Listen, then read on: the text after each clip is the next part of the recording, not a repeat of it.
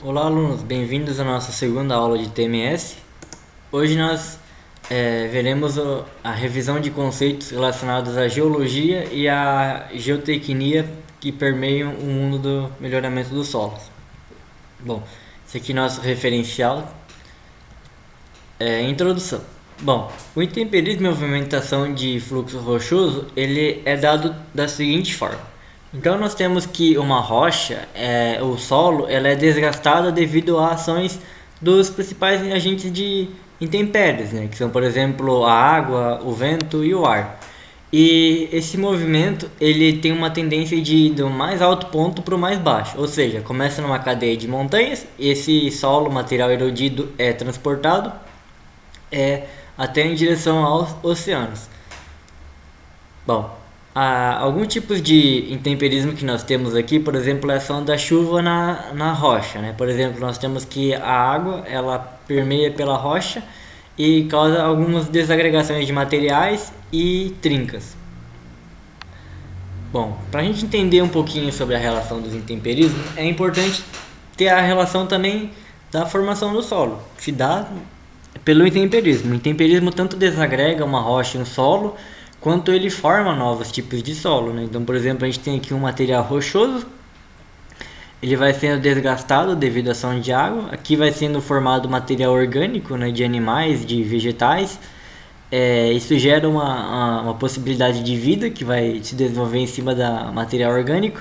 E com base nas linhas de temperização nós podemos ter a formação dos horizontes rochosos, que nada mais são do que as camadas que a gente tem num determinado solo, né? Então nós temos inicialmente uma camada orgânica, uma camada de areia, uma camada de argila, uma camada de algum outro material rochoso.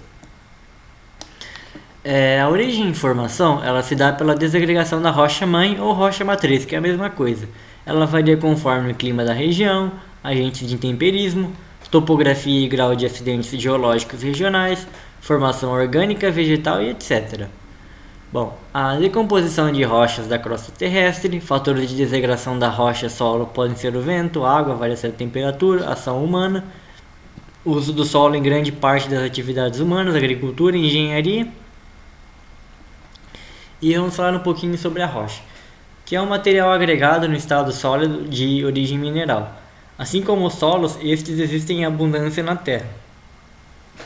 São classificados de acordo com sua formação química, forma estrutural e origem. Podem ser ígneas, né, no sentido de serem magmáticas, sedimentares e metamórficas. E aqui nós temos uma imagem de uma rocha, né, uma parede rochosa. Podem perceber que toda essa parte aqui da face exposta às intempéries está sendo erodida, né, perdendo material devido à ação das intempéries.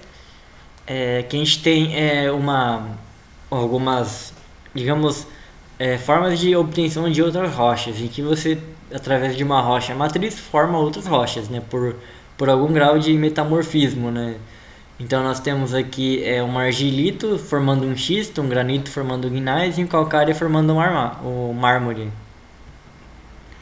Bom, a decomposição das rochas ela varia de acordo com a composição do material. Então nós temos aqui a composição mineral e o tipo do solo que vai ser derivado da composição mineral, né?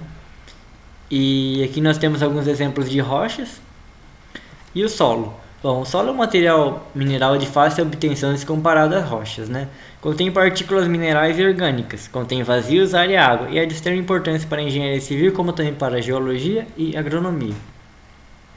A pedogênese de um solo, que é nada mais do que a formação desse solo, são processos químicos e físicos, por meio do clima, material, organismos e relevo, e podemos adicionar solos, perder massa, transformar e transportar esses solos.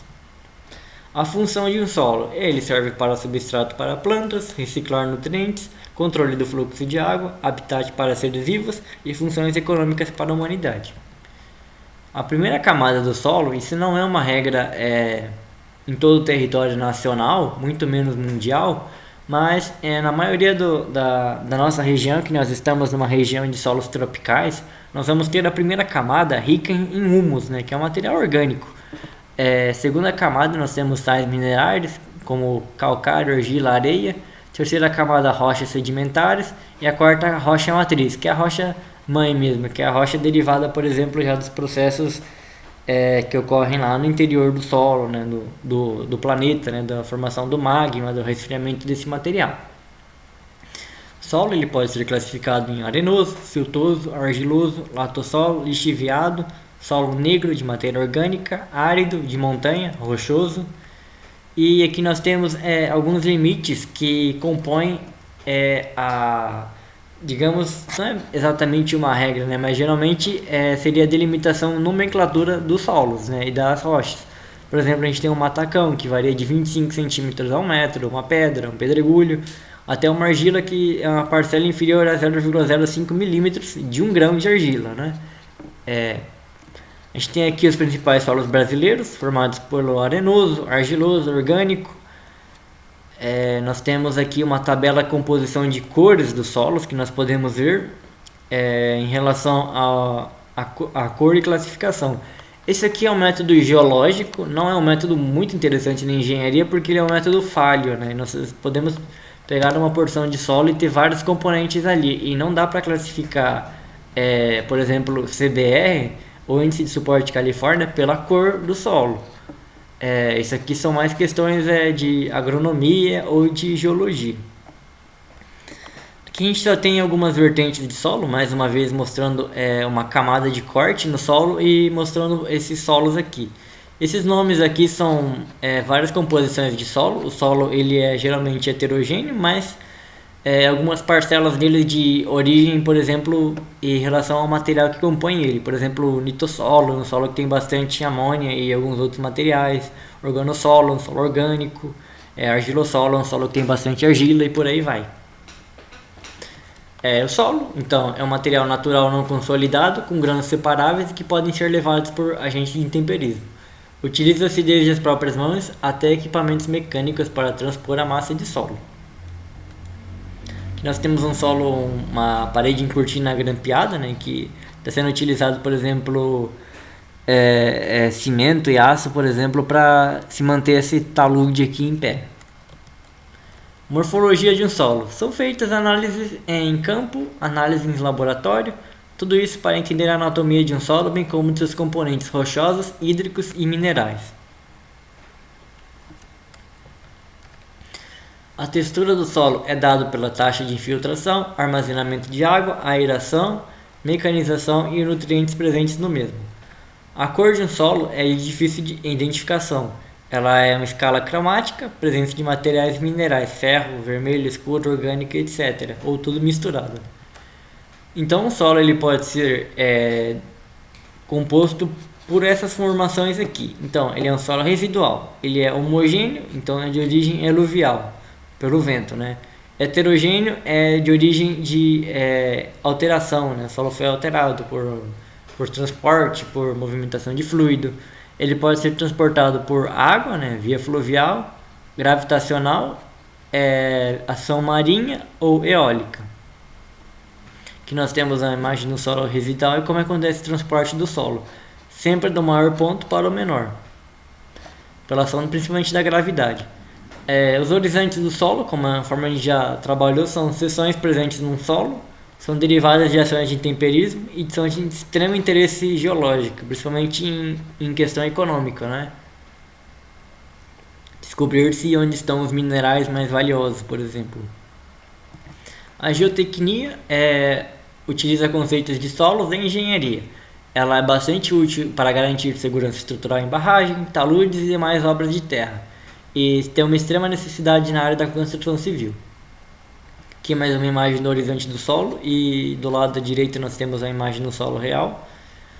Horizonte do solo, aqui nós temos algumas camadas dele que são orgânica, material mineral, cúmulo de argila, bedrock, que é a camada de rocha, né, maciça.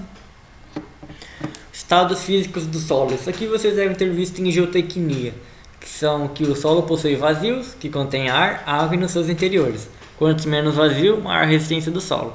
Usa-se a compactação para melhorar a resistência mecânica de um solo. Os estados físicos de um solo são sólido, líquido e gasoso.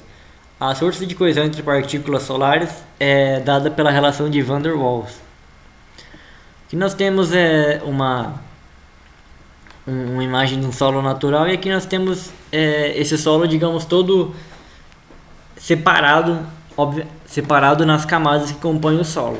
Mas tudo isso aqui estará misturado. Então nós temos camadas de ar, líquido e sólido num determinado solo.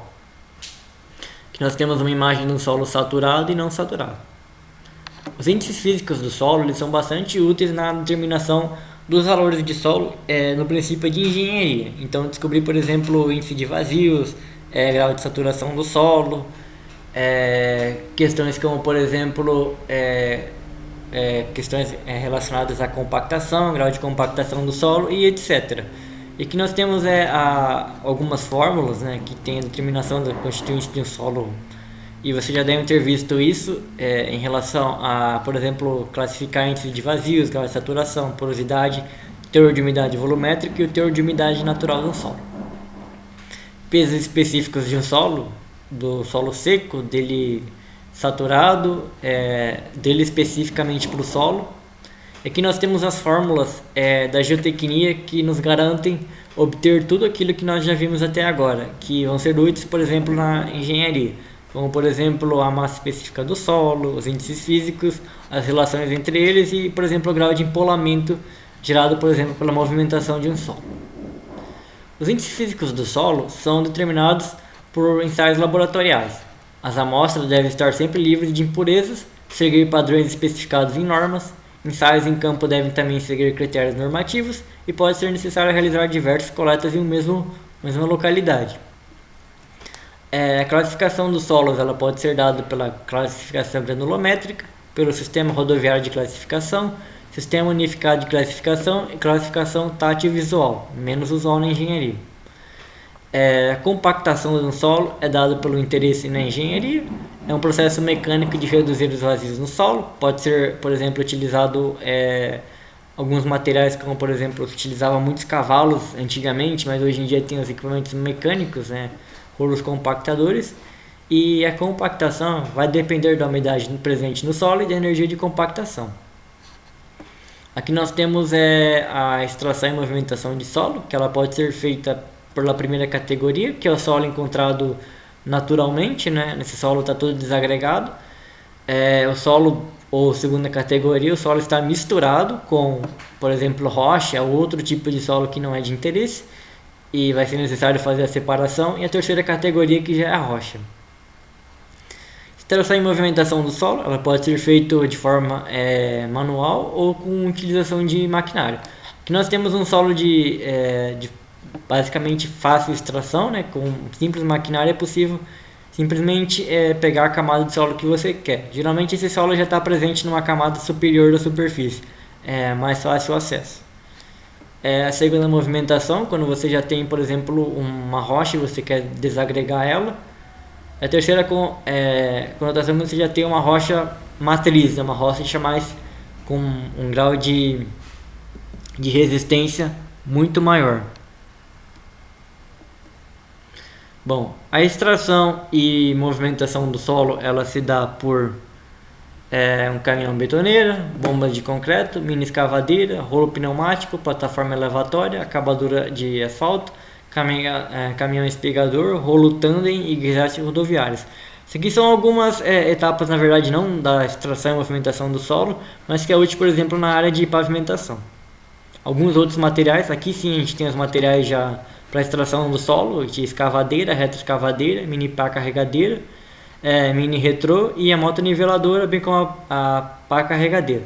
O rolo liso serve para compactação e alguns outros materiais, como manipulador e caminhão manque. O fluxo de água no solo ele é dado pela percolação de água no maciço. É a utilização de drenos para retirar a água, piezômetros para medir o nível de água e a polopressão, ensaios de permeabilidade, uso de gel sintético, geogrelhas, mantas que permitam a passagem apenas da água. Aqui nós temos geotêxteis, geogrelhas, formação aqui, por exemplo, de geomembrana e geocompostos, que são materiais que a diferença entre esses materiais aqui são o grau de granulometria dele mesmo, né? Que permite uma passagem de água, outro não deixa passar nenhum tipo de água, né? Por exemplo, o material, geralmente eles são feitos de origem de material de fibra de carbono, material vegetal e etc. Aqui a gente tem, tá repetindo o mesmo slide, mas aqui a gente tem mais uma vez frisando no fluxo de água no solo, como que ele permeia pelo solo. O fluxo de água no solo ele pode ser dado por essa força de percolação, que é calculada através dessa fórmula aqui, que vocês devem ter visto em hidráulica e geotecnia. Basicamente é a relação de Darcy, que vai estar determinando a pressão no interior do solo.